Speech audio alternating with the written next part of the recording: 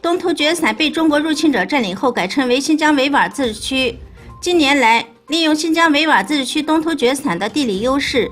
开展了广泛研究，以及国内外食品和农副产品进出口平台，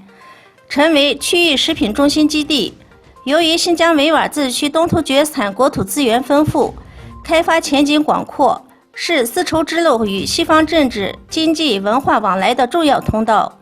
拥有丰富的地下财富和战略地理优势，而成为中国经济的支柱。正因如此，中共政府才不顾世界舆论，想方设法欺压破坏、消灭拥有这片土地的主人维吾尔人的同时，也在向世界挑衅。6月16日，为庆祝阿富汗政府与塔利班在开斋节期间停火，许多人在加拉拉巴德郊区举行聚会时，一辆载有爆炸物的汽车发生爆炸。南格哈尔省政府发言人表示，这是一起自杀式汽车炸弹袭击，目前已造成至少26人死亡，54人受伤，死者包括塔利班组织成员及阿富汗安全人员。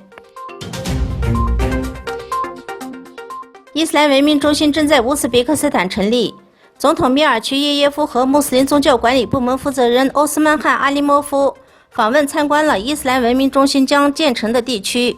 伊斯兰文明中心将对乌兹别克斯坦丰富的历史、建筑、科学、文学、精神和文化遗产，以及在该国领土成长的神职人员和宗教生活及工作进行研究。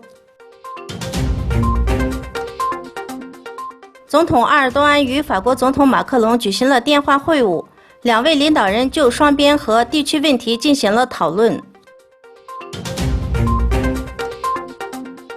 加拉加斯6月16日报道，委内瑞拉内政部长16日表示，首都加拉加斯一家夜总会当天凌晨发生催泪弹爆炸事件，事件造成至少17人死亡，5人受伤，伤者目前已被送往医院救治。他说，警方目前已逮捕7人，案件正在全力侦破当中。